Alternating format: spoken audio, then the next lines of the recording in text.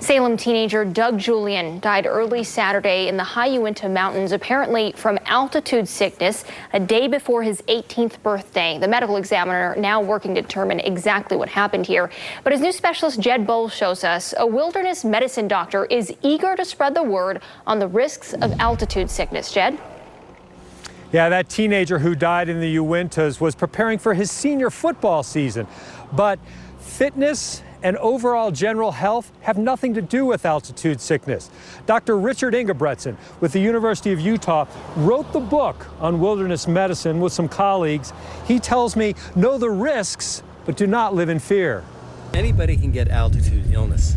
Dr. Richard Ingebretson runs the wilderness medicine program at the University of Utah. If you go up slowly into the mountains, then you typically don't get it. He just returned from the Alps, where he taught others about altitude sickness. The greatest risk factor? How quickly you ascend.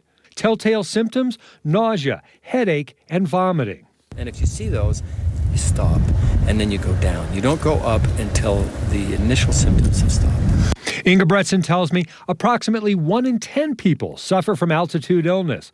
Altitude makes our brains and our lungs swell, symptoms that can come on within minutes. Don't hesitate to take people down out of altitude immediately, even if it's dark or raining. Get them down because you can save a life. Descending is the most important treatment, even if it means ending a trip. Over the weekend, he received emails from friends worried about whether it's safe for their kids to go into the mountains. We should go up into our mountains. We should go skiing, and we shouldn't fear it. People just need to know that there is an inherent danger of going to altitude. Similar to the risks in many of our outdoor sports, as long as people understand the danger and know the symptoms. There's dangers out there, and if we are aware of those, then we shouldn't fear going into the wilderness and enjoying the beautiful surroundings that we have.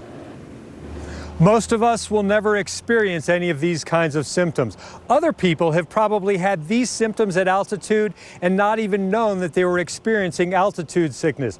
Ingebretson says that if you're above 7,000 feet and you or anybody in your group starts to feel a headache, nausea, and starts vomiting, that's the time to get down to a lower elevation and see if those symptoms improve. Guys?